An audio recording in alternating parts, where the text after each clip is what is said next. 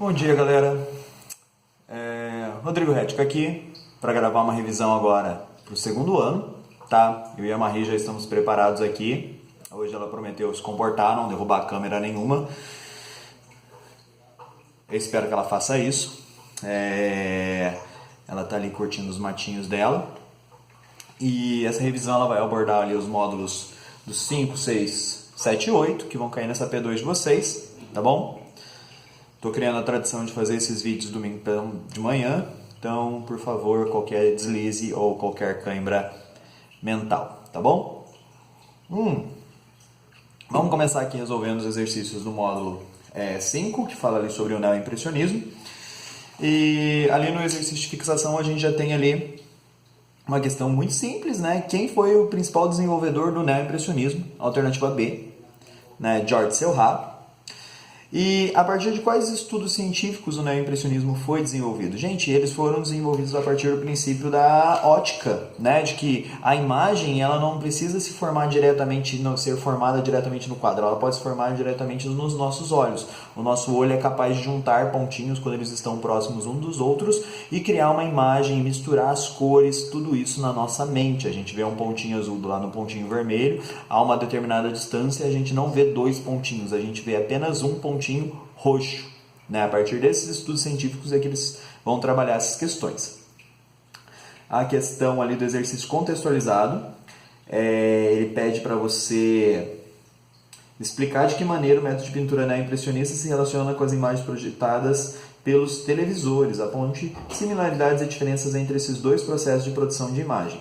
Gente, a diferença principal, né, é que a televisão ela vai utilizar a teoria da cor-luz e a pintura vai utilizar a teoria da cor-pigmento. E a grande similaridade é que essas duas técnicas elas trabalham com pontilhismo. Né? A televisão trabalha com pixel e a pintura neoimpressionista trabalha com pontinhos de tinta sobre a tela, tá bom? A técnica, inclusive, é chamada pontilhismo ou divisionismo, não é? A 2 ali do exercício de contextualização.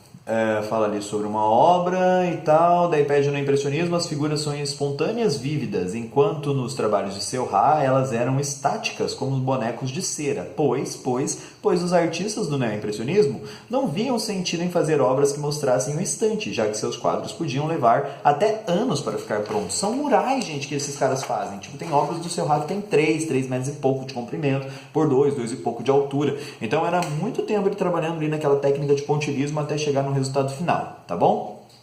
E a última ali no exercício de aprofundamento do módulo 5, você tem tem uma imagem, né? São 3 imagens do mesmo quadro, da mesma figura, só que dando um zoom. Daí, a partir das imagens, descreva o neoimpressionismo, exemplificando seus argumentos com elementos observáveis nelas. Gente, a gente pode observar nas imagens o uso da técnica do pontilhismo para criar as figuras e as formas. A uma determinada distância, a gente não vê os pontinhos, a gente só vê uma massa de cor, a gente vê as misturas das cores e conforme a gente aproxima, a gente consegue ver as diferenças entre as cores, a gente consegue ver os diferentes pontinhos utilizados para criar aquela imagem, tá bom? Agora a gente vem aqui para o módulo 6, que vai falar sobre cinema. E aí a gente tem a primeira pergunta ali do exercício de fixação. Quem foram os responsáveis pelo sistema de projeção de imagens conhecido como cinematógrafo? Os autores do cinematógrafo foram os irmãos Lumière, Auguste e Louis Lumière, alternativa B, tá bom? A 2, a gente tem ali uma coisa falando sobre o olho humano e a fotografia e tal, e fala sobre um defeitinho que a gente tem no nosso olho que acaba fazendo com que a gente veja a imagem de maneira fluida e não consiga distinguir fotografia de fotografia, tá? Esse defeitinho que a gente tem, não é um defeitinho, é uma característica do nosso olho, né? Se chama persistência retiniana, alternativa D. Ali no contextualizado a gente tem 2 textões, né? Na número 1 a gente tem um texto ali que fala sobre um clipe do Smashing Pumpkins chamado Tonight Tonight. E, inclusive recomendo, se você está aqui vendo o vídeo, está aí no YouTube, depois dá um Google ali, veja o Tonight Tonight, que é um clipe muito legal, um dos clipes mais legais que eu já vi na minha vida. E ele faz referência ao trabalho de um cineasta, né, que é o Georges Méliès. Ali no texto ele fala sobre Georges Méliès, inclusive. E daí pede para você falar sobre a importância deste cineasta para o desenvolvimento do cinema. Gente, o Georges Méliès, ele pegou o cinema, que era uma arte de mostrar simplesmente coisas se movimentando, tipo pessoas saindo de uma fábrica, um trem passando e tal, e começou a inserir nesse cinema história, ritmo, montagem. A gente associa ao Georges Méliès o desenvolvimento do corte cinematográfico, que é a capacidade de você ter parar a gravação e depois retomar essa gravação, a montagem, que é a capacidade de você pegar o rolo de fotografia, ou hoje em dia, né, em editores de vídeo, e montar esse filme juntando pedacinhos um do outro, assim, para criar uma história, para criar uma dinâmica. E também a gente associa ao Georges Méliès o desenvolvimento dos primeiros efeitos especiais que ele criava a partir dessas técnicas cinematográficas, tá bom? Então ele tem muita importância no cinema do jeito que a gente conhece hoje em dia. O outro textão que a gente tem aqui é sobre um filme chamado Cantor de Jazz. Né? O texto destaca a posição do filme Cantor de Jazz na década de 20 e explique em que processo de revolução cinematográfica em que o filme está inserido e quais são as consequências para a indústria. Né? O texto ele fala ali sobre a chegada, o advento do som no cinema. O Cantor de Jazz é o primeiro filme falado. Né? Então ele está inserido ali nessa revolução da mudança do cinema mudo para o cinema falado. E aí a gente tem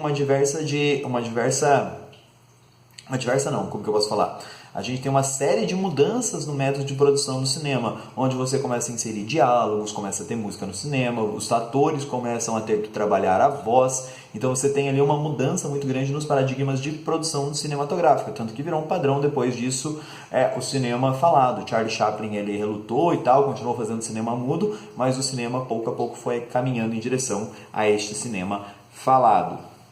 E o exercício de aprofundamento ele fala que existem 3 tipos de animação, a clássica, digital e stop motion, e pede para você descrever como que é cada uma, né? Quais as vantagens, desvantagens e tal. Gente, a clássica ou tradicional, ela é toda desenhada à mão. Né? Então você tem um filme de animação onde você desenha, ao invés de você ter várias fotografias fazendo ali um filme, você tem vários desenhos que depois obviamente vão ser fotografados para fazer o filme. Essa animação ela dá muito trabalho, ela dá uma fluidez muito grande para o trabalho também, afinal você tem ali a capacidade de criar mundos, universos através dos desenhos que você está criando, tá bom? Mas ela dá muito trabalho também porque você tem que desenhar tudo aquilo ali. O stop motion ele tem uma vantagem, porque você pode usar bonecos para criar esse tipo de animação, é a famosa animação de massinha. Né? Você vai fotografando os objetos e depois você passa essas fotografias em sequência, você vai criando a impressão de movimento, né? Movimentando esses objetos e fotografando eles sem, é claro, mostrar a mão, mostrar um fio, mostrar qualquer coisa que denuncie que você que está mexendo naquele bonequinho. E a animação digital é a mais recente, você desenha o boneco no computador e depois você anima ele utilizando uma série de aplicativos. É a mais moderna e é hoje em dia uma das mais fáceis de usar, tem essa grande vantagem, tá bom? Agora a gente vai entrar em arte moderna, né, que é o módulo 7. Vamos começar ali pelo exercício de fixação. O modernismo europeu foi definido como o quê? Um conjunto de movimentos artísticos no início do século XX, cuja proposta visava a ruptura com o passado, de representações naturalistas do mundo. Os artistas modernistas, gente, o que eles menos queriam era fazer um retrato do mundo como ele era. Eles retratavam os pensamentos e as ideologias dos artistas que estavam fazendo aquelas obras. Tá? E é uma representação de vários movimentos artísticos. A arte moderna não é apenas uma, são vários movimentos artísticos que desenvolvem ela. A 2. A arte moderna rompe com a cópia da natureza. Eu tinha acabado de falar isso daí na questão anterior, né? A letra C, rompe com a cópia da natureza. No contextualizado.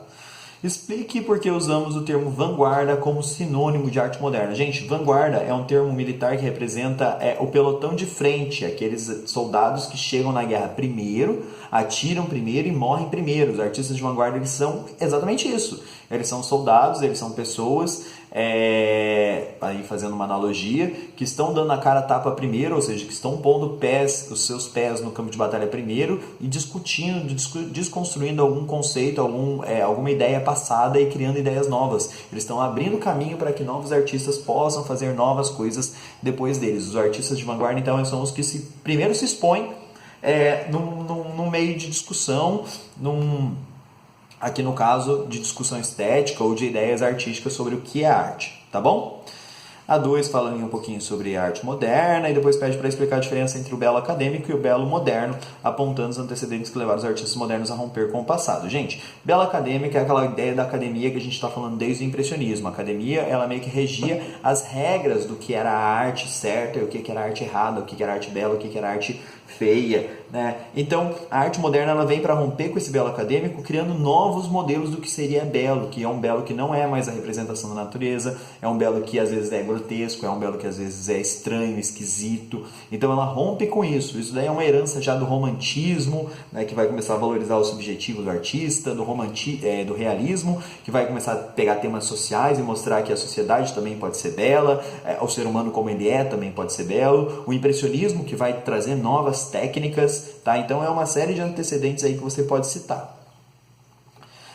E o exercício de aprofundamento, ele fala assim, observe a obra abaixo, né, uma obra ali do Klimt, e pede para você observar características da arte moderna que estão apresentáveis nessa obra. A primeira característica óbvia é que, tipo, não é uma obra que busca um realismo extremo, né? As mulheres ali do Klimt, elas têm uma série de deformações, exageros, elas são meio que caricaturais, elas estão num cenário meio que abstrato, e aquilo ali tem uma mensagem, né? Quando a gente olha ali as 3 idades da mulher, a mulher jovem segurando a mulher bebezinha e logo atrás dela uma mulher mais idosa, né? Tem toda ali uma carga, um potencial discursivo a ser explorado, tá bom? Isso era muito interessante ao modernismo, à arte moderna.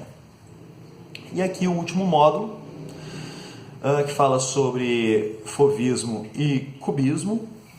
Chegamos aqui, vamos lá, exercícios de fixação aqui. Quais foram as principais inspirações artísticas do fauvismo? As principais inspirações foram Paul Gauguin, Van Gogh, Seurat e Signac. Tá bom? Esses caras, eles eram as principais referências dos artistas fauvistas, né? O fauvismo, ele começa a valorizar a questão das cores, só que ali no início os caras estão estudando muito a questão do pontilhismo, como as cores podem se relacionar, como eu posso criar ritmo no quadro, né, através das cores. Então, esses caras, Gauguin, Van Gogh, são extremamente importantes por trazerem o sentimental da cor, mas Signac e Seurat, eles também vão trazer o uso das cores de maneira rítmica, de maneira ordenada no quadro, tá bom? Quem foram os desenvolvedores do cubismo? Picasso e Braque, tá bom? Esses 2 artistas que estão na letra E, tá? Esses caras que começaram o cubismo, o Picasso principalmente com um quadro chamado Mademoiselles d'Avignon, que está ali no exercício contextualizado número 1, que é o que a gente vai ler agora. O quadro Mademoiselles d'Avignon, de Pablo Picasso, representa o rompimento com a estética clássica e a revolução da arte do início do século XX. Essa nova tendência é caracterizada pela